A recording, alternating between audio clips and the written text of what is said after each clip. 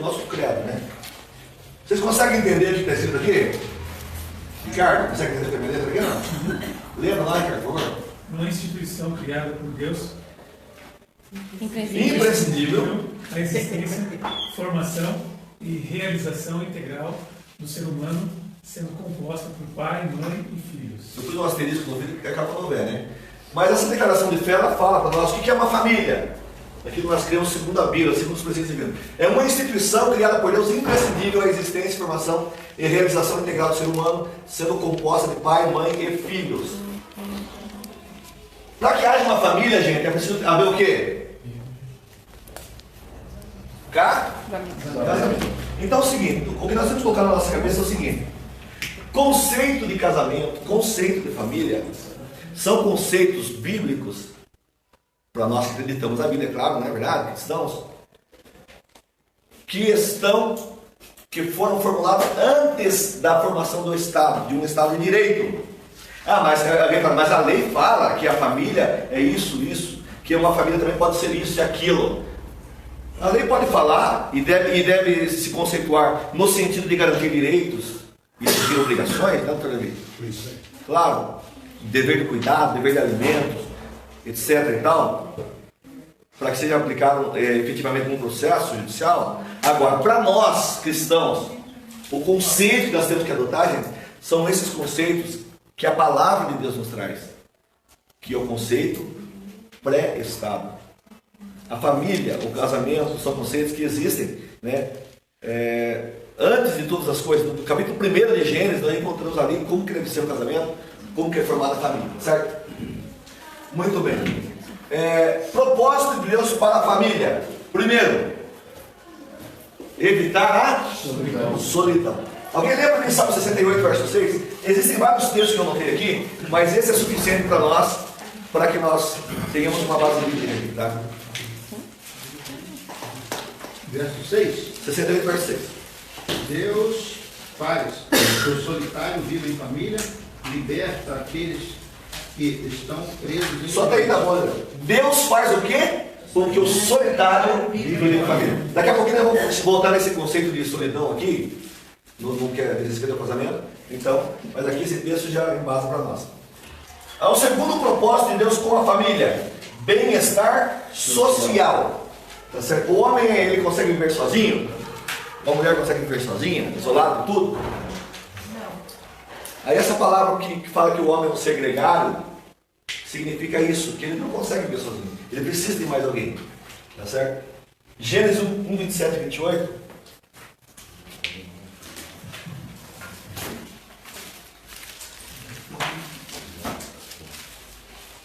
Assim Deus criou o homem, a sua imagem, a imagem de Deus o criou, macho e fêmea os criou. Deus os abençoou e lhes disse: frutificai e multiplicai-vos, enchei a terra e sujeitai-a, dominai sobre os peixes do mar, etc.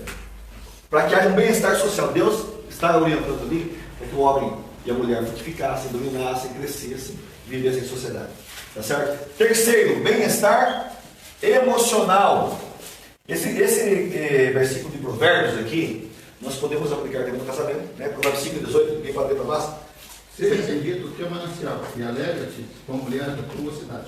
Muito bem. Seja bendito o teu manancial e alegra-te com a mulher da tua mocidade. Aplicamos no casamento também, aplicamos na questão da monogamia no casamento instituído por Deus, mas também está falando da alegria, do bem-estar emocional que o homem tem num casamento sólido. Tá certo? E o quarto propósito de Deus para com a família: multiplicação da espécie, que é o texto que nós já lemos. Tá certo? Esses são os propósitos de Deus para com a família. Que alguns faz sozinho, né? Foi? Que alguns estão fazendo sozinho, crescer e multiplicar. Agora nós vamos fazer o seguinte aqui. Vamos analisar que sem casamento não tem família, gente. Tá certo? Sem casamento, biblicamente falando, não tem família. O que é o casamento na ordenança divina? Eu quero que vocês abram a Bíblia de vocês em Gênesis 18. Em Gênesis capítulo 2. Gênesis capítulo 2. Nós vamos ler aqui e vamos extrair desse texto.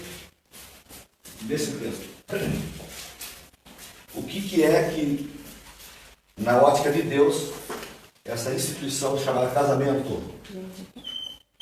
Gênesis capítulo 2. Se você tiver caneta, você pode anotar na tua Bíblia para nunca mais esquecer. O casamento é uma instituição, gente, criada por Deus como... Olha para cá. Necessário. Será que é preciso lembrar? Deus fala que é preciso, é necessário. Ah, mas Paulo falou lá em 1 capítulo 7 que melhor que fosse ninguém fosse casado, né? Se casasse. Agora eu não sei, alguns estudiosos dizem que Paulo, isso é especulação, não está na Bíblia, isso aí. Possivelmente ele tinha sido casado. É por isso que ele trata com tanta propriedade. Vocês veem, 1 Coríntios capítulo 7, todo o capítulo vai falar sobre esposo, sobre filhos. Interessante. Então a maneira que ele coloca ali, demonstra que ele tinha muita experiência, né? E tinha vivido aquilo na prática. Então, e tem coisa que ali Deus fala, diz Deus, e quando ele fala da primeira, digo eu e não Deus. Interessante, nós vimos isso. O que fala em Gênesis capítulo 2, versículo 18, só a primeira parte? Não é bom que o homem esteja só. Vocês acharam a Bíblia de vocês aí? Não é bom que o homem esteja só. Então, nós podemos colocar que é uma instituição, casamento segundo Deus, uma instituição necessária. Tá certo? Necessário. O casamento, na ótica divina, é uma instituição heterossexual monogâmica. Tá certo? Existem pessoas que falam heterossexual, o correto aqui é heterossexual mesmo. Porque essa palavra aqui é grega. Tá? Então, heterossexual. Se fala, é heterossexual. Mas será que eu posso embasar isso na Bíblia? O que diz Gênesis capítulo 2, versículo 18, parte B. Gente, olhem para cá um pouquinho. A Bíblia, para ser estudada, para ser analisada, com tranquilidade, com calma. Isso aqui na homilética nós podemos dizer que é um sermão textual. Tá? Existem versículos da Bíblia que existem, num versículo, existem 3, 4, 5 princípios que nós podemos extrair, se formos analisar com calma, uma palavra, uma frase do texto. O que diz Gênesis capítulo 2, versículo 18, parte B? Vamos lá? Far-lhe-ei uma auxiliadora que me seja idônea. uma Ajudadora. auxiliadora, ajudadora, adjutora, tudo nessa coisa, né? Aqui, ó. Só nessa palavra uma aqui, ó.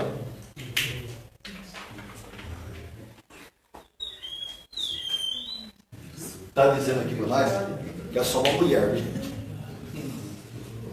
O casamento segundo Deus, não é uma hora aqui. Deus está falando, eu vou fazer uma. Porque eu sei que você vai precisar tudo aguentar uma, então. Nossa, Norma. Olha Deus confirmando aqui, né?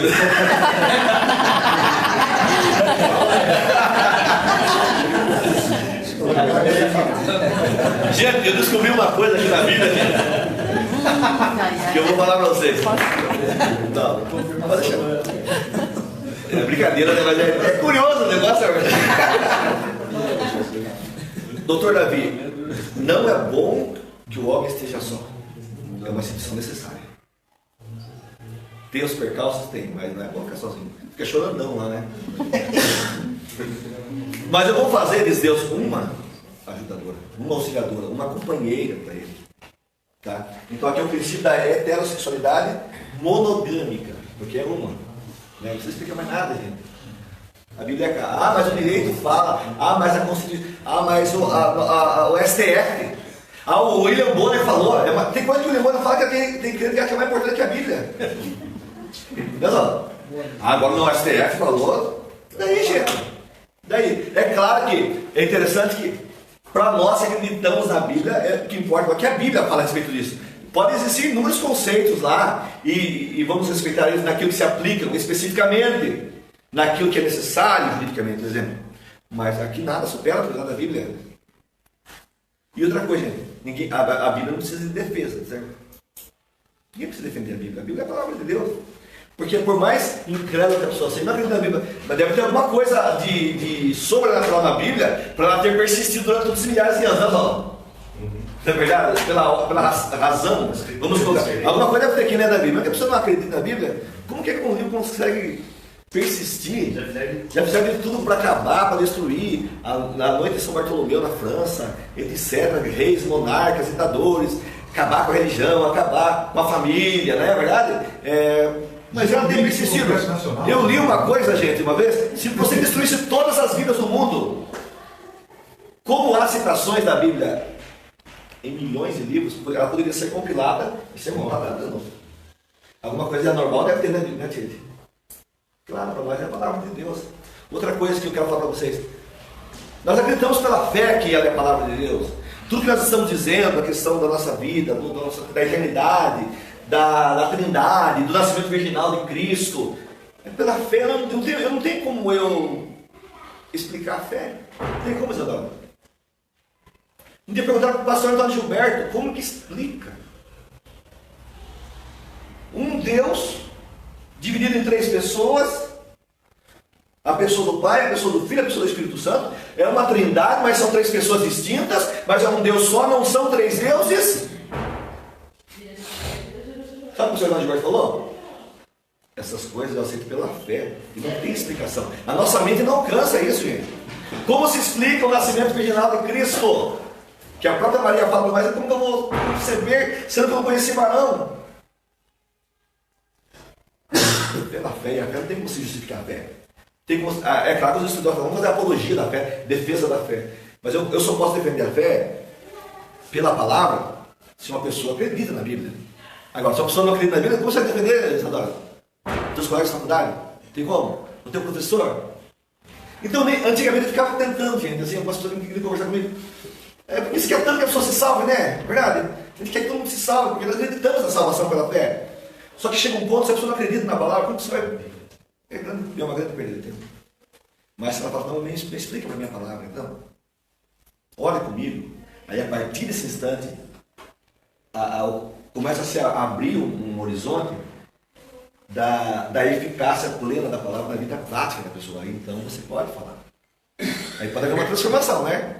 E elas têm um conhecimento não só intelectual. Porque as pessoas que não acreditam na fé, na palavra, eles querem entender e processar as informações intelectualmente. Sendo que só o conhecimento intelectual da Bíblia não vai fazer nada para as pessoas. Mas o conhecimento experimental da palavra.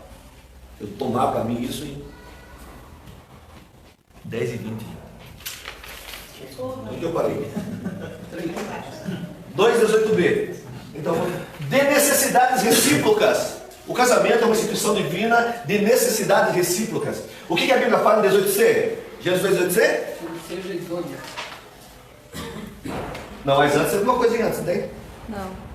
Que ele seja Ajudadora. uma auxiliadora. E o que mais? Ele seja idôneo. Que seja idôneo. Que ele seja idônea. Estava nas tuas letras aí, bastante. Versículo. Que ele seja idônea. Que ele corresponda. Que ele corresponda, não é verdade? Que ele corresponda. Ou seja, há uma necessidade recíproca. Há uma tradução que fala que esteja diante. Tem uma tradução aí? Eu acho que é escogida. É a tua, Marcia? Que esteja diante dele. Ah, tá. Essa é a revista escogida. Então essa expressão aqui no hebraico, que é importante eu falar para vocês, é uma necessidade recíproca porque a mulher não está adiante do homem, nem atrás do homem. E aí o pregador que vai fazer o casamento, o pastor fala assim, a mulher, Deus tirou da costela para ficar ao teu lado. Já ouviu essa expressão? Mas quando Deus fala aqui, como diante dele, é frente a frente.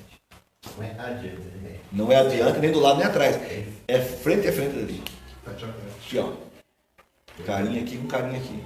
Quando Deus fala assim, eu vou fazer uma ajudadora do homem que vai ficar como diante dele, essa expressão do hebraico significa frente a frente.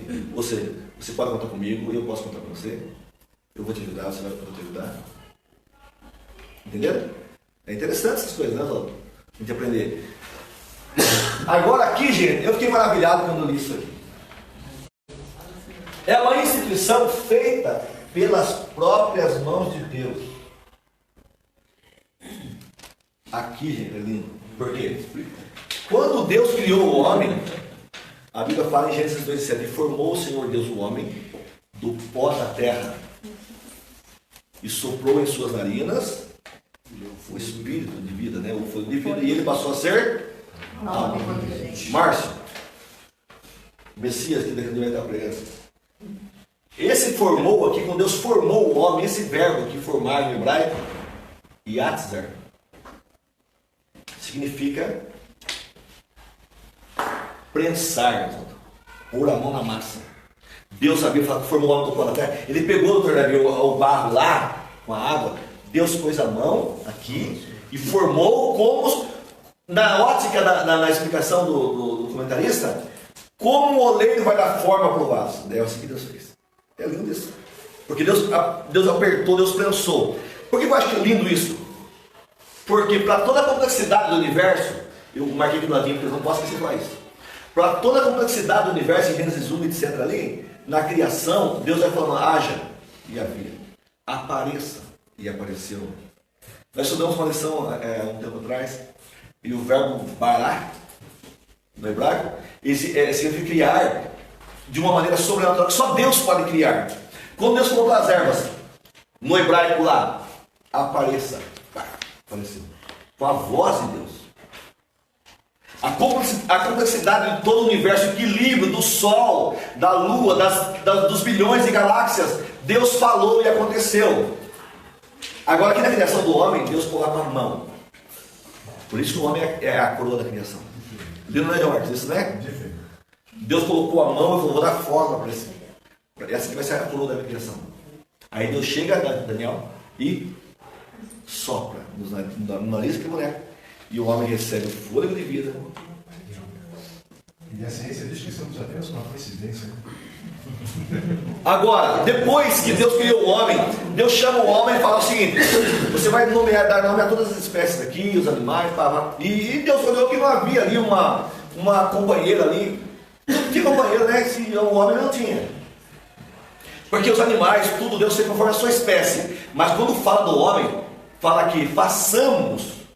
Segundo os comentaristas ali, a criação anterior é o verbo Deus no singular. Mas quando Deus fala, passamos Elohim, Senhor no plural, o Espírito Santo e o Filho está aqui. Passamos o homem a nossa imagem e semelhança. Aí, quando Deus viu que o homem precisava de um ajudador também, que era necessário, ele fez cair sobre o homem um profundo sono. Certo? Interessante que eu li um comentário que eu nunca tinha lido na minha vida. A misericórdia de Deus, mano. Roberto. Até para que o homem não sentisse dor na hora da leão. Aquele sono profundo, como se uma anestesia geral ali, que Deus tomou da costela. No nosso verbo em português, tomou. Nessa parte aí, interessante quando Deus faz os animais, faz macho e fêmea simultaneamente. E a mulher faz carne da carne e osso do osso. Né? Ou seja, não ser independente, é um ser vinculado. Né? Por isso que tem, depois Adão fala, né? Gente, o verbo tomar aqui, no hebraico, significa planejar como se fosse uma obra de engenharia, Zona. Olha que interessante isso, né? Por isso que mulheres, vocês são valentes. É algo assim engenhoso. Que a gente não entende, né, Daniel? O nome não entende, só Deus dá uma engenharia.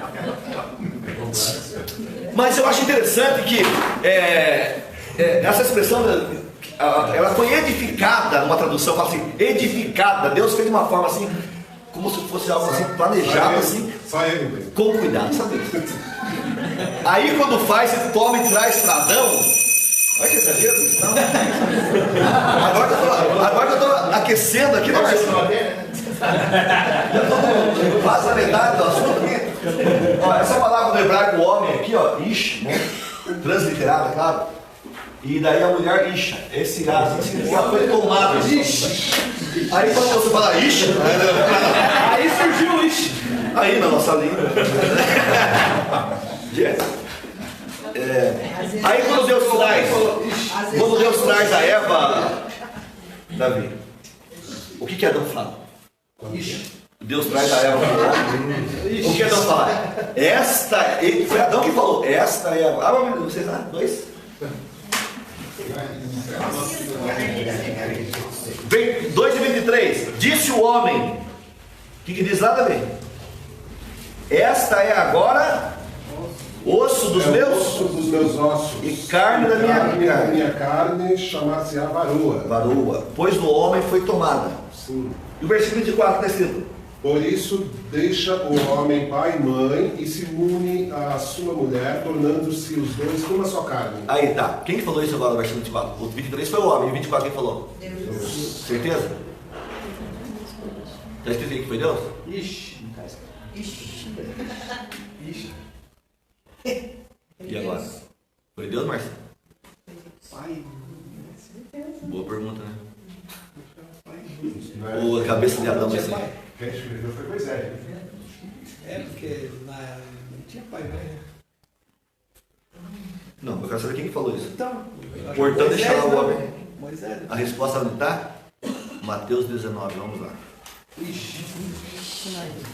4 e 5. Aqui 19, 4.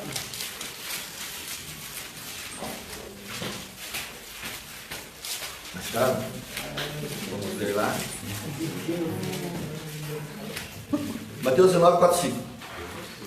Respondeu-lhes ele, quem? Jesus, né? Aqui está falando sobre o divórcio. Não leste.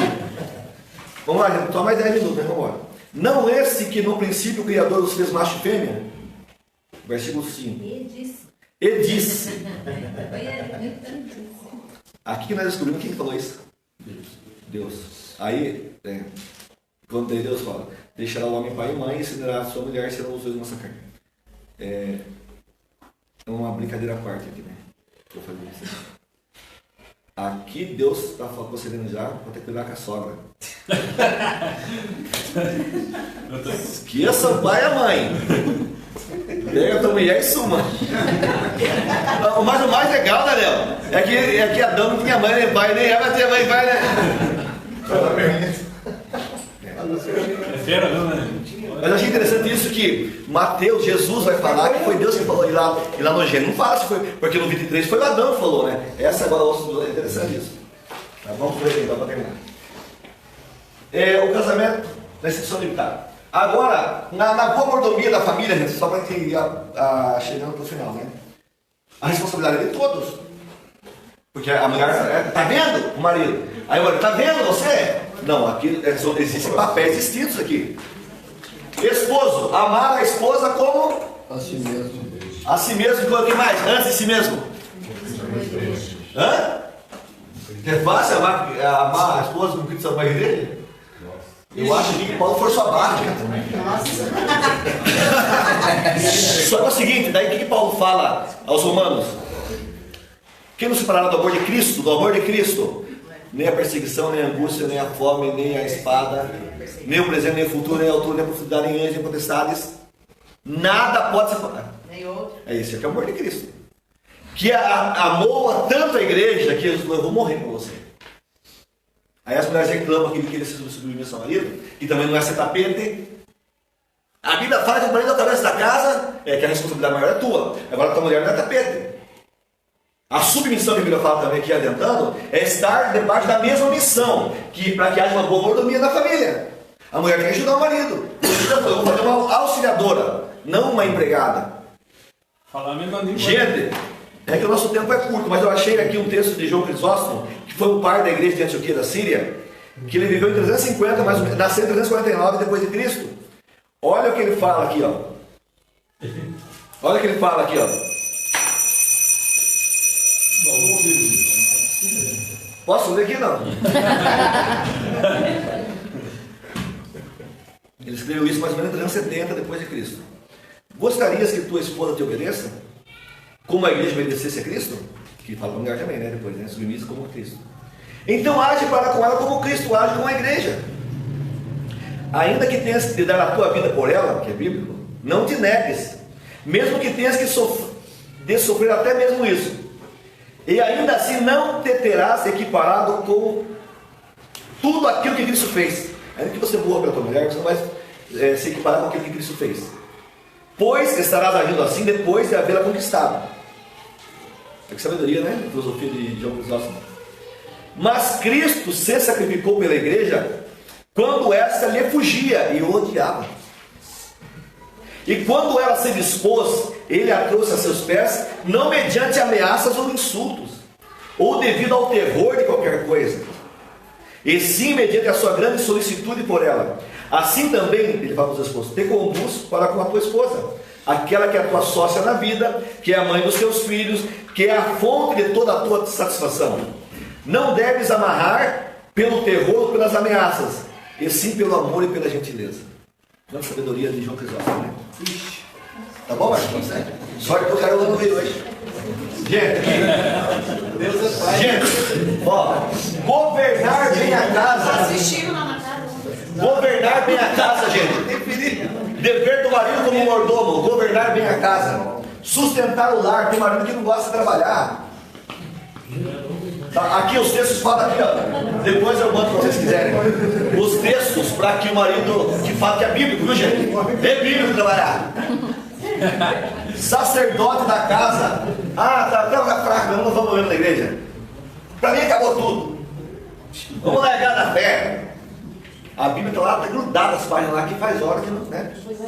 A responsabilidade maior espiritual de uma casa, gente, meus queridos irmãos, esposas que estão aqui, maridos que estão aqui, é sua. Nem que você esteja arrebentado, faça-se forte, tire força da fraqueza, como diz a Bíblia, e seja um herói da fé.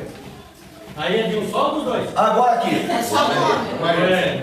aqui como sacerdote do marido dela, sacerdote da casa, Sacerdote da casa. Você falou líder espiritual. somos nós dois aí. Agora a mulher. Agora que interessante. Érica, agora eu vou filmar. Aqui é o seguinte.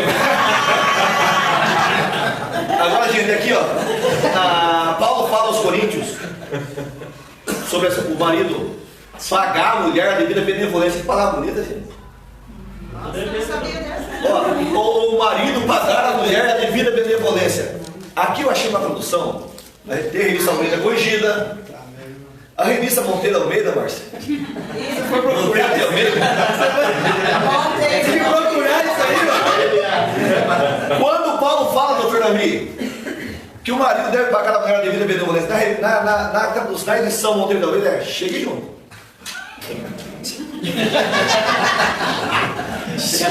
Alegria do irmão. É claro, gente, que Paulo fala que usa um eufemismo, né? É bonita a palavra.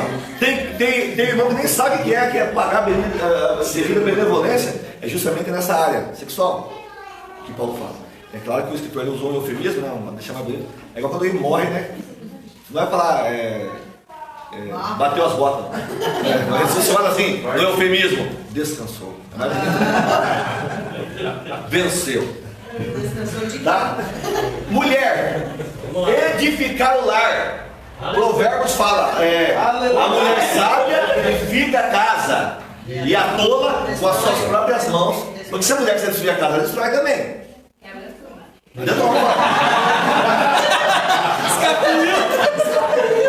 Viu? Se alguém de noite for pegar aqui, vai dar profecia pra você. Gente, para nós encerrarmos aqui, ó. Edifica a casa, submissão ao marido, está na mesma missão do marido. Aí, ó, se Paulo fala pela Bíblia que o marido deve amar a esposa, se entregar por ela, morrer por ela, como Cristo amou a igreja, a mulher também deve ser submissa ao marido, como a igreja é a Cristo. É com força, com violência, que a igreja é submissa a Cristo? Não, mas por amor, né? Porque Cristo nunca ia tratar mal a igreja, tá certo? Atender as necessidades do lar. Provérbios 31 é lindo, gente. Precisa ajudar financeiramente pode também, Daniel? Pode. Amém. Salomão falou lá. Eu não sei, irmão, cada um tem o seu particular, mas eu não concordo. Eu tenho uns parentes meus lá. Uma vez ele vai apoiar ainda. Quem? É de outra forma. É igual daquele que escreveu na semana quem? Não, você escreveu sobre o grupo da quem? Irmãos, o meu dinheiro é meu dinheiro, o teu dinheiro é teu dinheiro. Eu acho que, é claro que tem que haver concordância em ambos, deve ter administração, porque haver um gasta de mais, outro gasta de mais, mas não é teu, o que é teu é meu, o que é meu é teu. É isso que eu falo pra ela aqui. Olha o Daniel falando de besteira, né? Só que Paulo fala para o marido dar devida benevolência para a mulher, mas ele fala para a mulher também, assim também é a mulher. E na revista Monteiro de Almeida, se para o homem fala chegue junto, para a mulher é par de mimimi. Alegria, não é? Tudo firme assim. Gente, para encerrar, mordomia dos pais, educar os filhos. Eu achei interessante que no Provérbio 2,6 todo mundo conhece. Ensina a criança. Como que é? Você acha que isso é mordomia? Olha aqui, ó. Não é o caminho, gente, é no caminho. Então você tem que estar junto. Certo? Provérbio 2,6. Ensinar o temor do Senhor, Deuteronômio 6. Conduzir os filhos a Deus, Josué 24,15. Vocês escolhem, mas eu e a minha família, eu e a minha casa, vamos seguir o Senhor. Ser exemplo, mesmo texto lá, tentação no caminho também, eu quero só que os filhos estejam.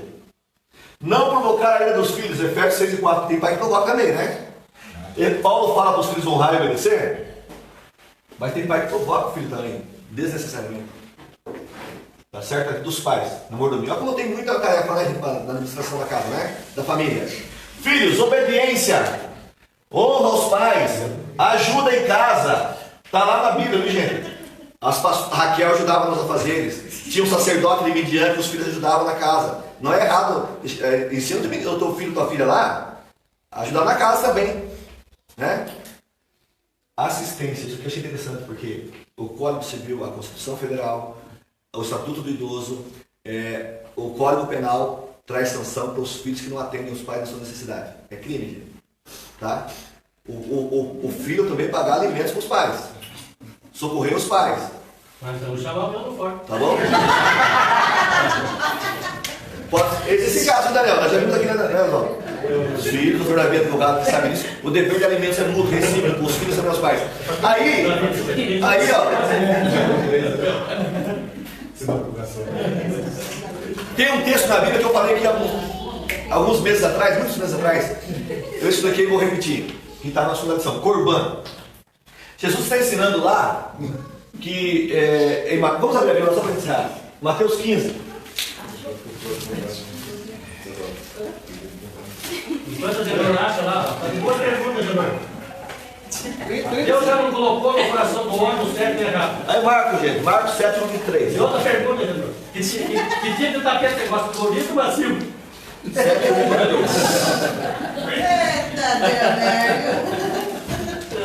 23. Marcos 7, versículo 10. Olha cá. Marcos 7, versículo 10. Quando Jesus conversa com os fariseus. Esse povo está com grito, né? O Ivan está inspirado. Gente, para ir encerrando já, tá? Marcos 7 e 10. Diz assim: pois Moisés disse: honra teu pai e a sua mãe. E quem maldisser a seu pai e sua mãe seja punido de morte. Vós, porém, os fariseus, os doutores da lei, dizeis: se alguém disser ao seu pai e à sua mãe, aquilo que podereis aproveitar de mim é corbã, isto é oferta ao Senhor, nada mais lhe deixais fazer por seu pai e por sua mãe. Invalidais assim a palavra de Deus pela vossa própria tradição, que vós mesmos transmitistes, e fazeis muitas coisas semelhantes a essas. Ou seja, os fariseus, no seu legalismo, na sua tradição, é como mais ou menos assim. Vou dar um exemplo. O Márcio está em Sacofesa com a Iola, com uma cesta básica muito boa para levar para a mãe Esther ou para a irmã Maria. Certo? Dá um exemplo. Você entendeu o que é esse corban? Corban é uma palavra hebraica, tá? Que significa oferta ao Senhor. Muito bem. O Márcio está subindo lá a São Pedro, lá na casa da sogra, para levar para ela, vai socorrer lá os pais, né? Aí encontra com o doutor da lei, o fariseu, e ele chega para o Márcio e fala assim: isso aí é corban. Você não vai levar para tua sogra nem para tua mãe. Você vai trazer para a igreja. Porque isso aí eu estou consagrando isso agora para Deus. Engraçado, é interessante a Bíblia, né? Ela fala tudo, né? Então daí que acontece na tradição dos fariseus, que Jesus repreende eles aqui agora, Jesus está falando assim: vocês conhecem o mandamento, conhecem a palavra, só que vocês estão invalidando a palavra pela tradição de vocês. Por quê? O filho está deixando de atender a necessidade do pai para trazer para o sinédrio, para o fariseu pegar essa cesta, essa oferta para ele, porque ele está falando assim: não, isso aí não precisa levar para o teu pai, porque isso aí é para Deus. Então, em nome de Deus, invalida a própria palavra de Deus. Interessante essa expressão urbana. Aí Jesus repreende os fariseus falando o seguinte: vocês têm que honrar o teu pai e tua mãe. Estão necessitados? Socorre eles primeiro. Socorre a tua casa primeiro. Socorre a tua família primeiro. Depois você vem apresentar, porque aqui existe uma prioridade. A aplicação prática é a prioridade, não é só. Beleza, gente? É o que isso significa que foi bom. E para nós encerrarmos, os ataques pós-modernos à família, gente. Incentivo ao divórcio. Eu li uma matéria ontem, de abril de 2019, que a cada 3 casamentos, um está dissolvendo pelo divórcio. O divórcio, gente, na Constituição de 34, era um termo, ele foi inserido na Constituição de 34 como indissolúvel o casamento. Então não podia haver divórcio. Só em 77 que houve a lei do divórcio, que permitiu que o casal se divorciasse uma vez, que casasse uma vez. Depois houve outras leis, eu marquei aqui.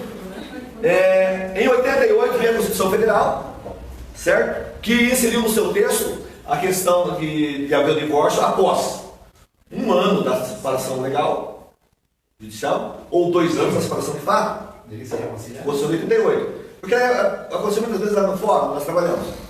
O casal se separava judicialmente e daí e não se divorciava. Daí passava o tempo, o que acontecia?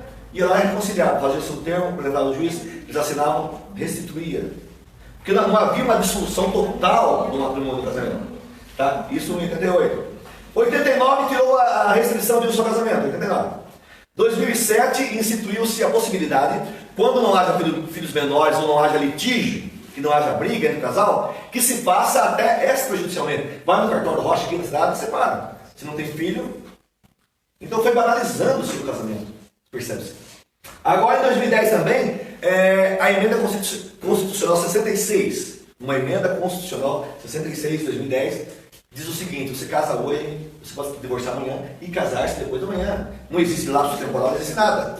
Aí o que acontece? Muitas vezes o casal divorcia, depois se arrepende e tem que casar de novo. Né? Não tem como, senão estará vivendo fora da palavra, não é verdade? Muito bem. Incentivo ao divórcio, hoje em dia está banal esse negócio. Né? Outra coisa, impureza do leito, Hebreus 13:4, né, José Roberto? 13:4. Venerado entre todos seja o casamento e o leito sem mácula. Qualquer prática impura e inconveniente que fuja aos padrões coerentes, bíblicos, é errado, pecado. Tá certo? Na vida sexual. Falta de espiritualidade. Pedro fala o seguinte: se não tiver bom casamento, o marido com a mulher lá e a mulher com o marido, desavença, Deus nem ouve a oração, gente. Está na Bíblia isso. Interessante, está na Bíblia, não faz tempo. A cultura. A gente não sabe, né, gente? Cultura odierna alienada da palavra. Pragmatismo. O que é o pragmatismo? O que importa é o resultado, não importa a forma.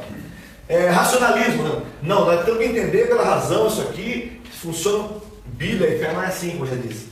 Ideologia de gênero. É uma coisa fatal que está batendo contra a família. A melhor resposta, gente, aí eu tenho aqui no livro texto, autoridades da área, Associação de Pediatria Americana, batendo pesado contra a ideologia de gênero. Ou seja, o que é a ideologia de gênero? Ninguém nasce homem ou mulher, mas é uma construção social, né, Tia? Eles falam. A criança que vai resolver, completamente alienado da palavra, gente. Isso aí que para destruir família mesmo. Porque sem família não existe igreja, não existe sociedade. São instrumentos demoníacos. E também tem aqui em São Paulo, o Conselho Regional de Medicina de São Paulo batendo forte nisso. Contra essa ideologia, que não existe biologicamente isso. Existem os preceitos fundamentais da biologia que falam que o homem, XY, não é exatamente. E mulher, XX, como somos. Conhecimentos elementares, centenários da biologia e da saúde. Agora vem os filósofos e pessoas descompromissadas de Deus, ateus, e começam a falar que não tem nada a ver isso. Mas a melhor resposta para a biologia de gênero, para nós que acreditamos na palavra, é Gênesis 1:27. Quem vai ler para nós? Encerramos? Interessante que esse ataque contra a família começou lá atrás com Karl Marx. Houve uma coisa que fala isso. E era judeu, né? A maioria deles, muitos deles são judeus. Lembra nós, Carinho? Gênesis 1:27. tendo-se envelhecido Isaac. Ah, não. Estou lá no 27. Alguém já achou aí? E criou Deus o homem à sua imagem. A imagem de Deus o criou, macho e fêmea os criou. E acabou já. Como Deus fez, macho e fêmea os criou e acabou. Essa é a melhor resposta para a biologia de gênero. Vocês vão levar um material chamado que é a roda da família. Aqui tem várias áreas. Tempo de lazer com os filhos, relacionamento com parentes, tempo de lazer com o cônjuge, vida sexual, cumplicidade, culto doméstico, relacionamento dos filhos com Deus, administração financeira, sonhos em conjunto, perdão, que o Daniel falou, diálogo, respeito. Então vocês vão levar e fazer lá, vocês que são casados? Tá certo? Você faz, Márcio, depois passa para eu, mas não mostra a resposta. Depois vocês vão confrontar as respostas. Viu, gente? Enquanto eu distribuo aqui para vocês, eu quero agradecer a presença de vocês. Que Deus os abençoe. Guarde esses ensinamentos. Essa pesquisa aqui que vocês vão fazer é para que vocês apliquem o que vocês ouviram aqui hoje e vejam o que pode ser melhorado, tá certo? Nosso muito obrigado aos meus internautas. Tá entendendo? Deus os abençoe. Próxima semana não perca. A próxima aula vai ser muito importante também. Um grande abraço.